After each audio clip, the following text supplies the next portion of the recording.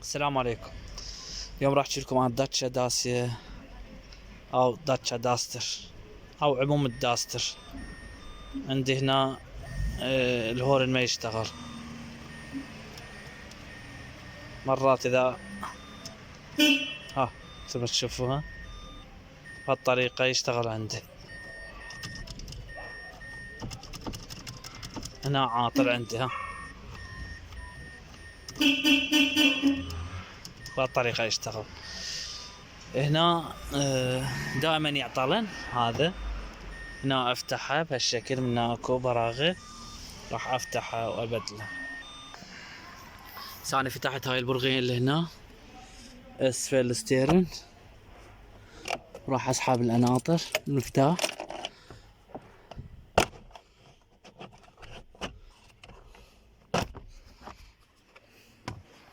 راح يطلع عندي بهالشكل. عندي هنا برغيين راح افتحهن.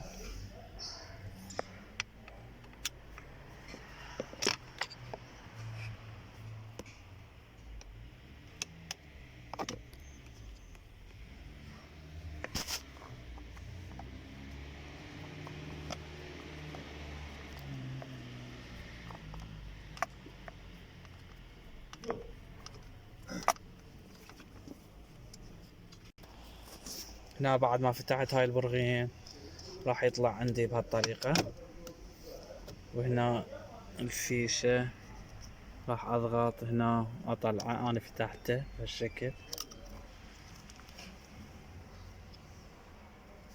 راح يطلع عندي هنا، راح ابدله وارجع اكمل الفيديو.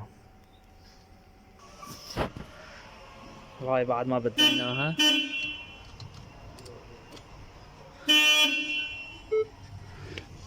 وهذا القديم رجعت طبيعية. لا تنسون الاشتراك بقناتي والدعم، وشكرا لكم.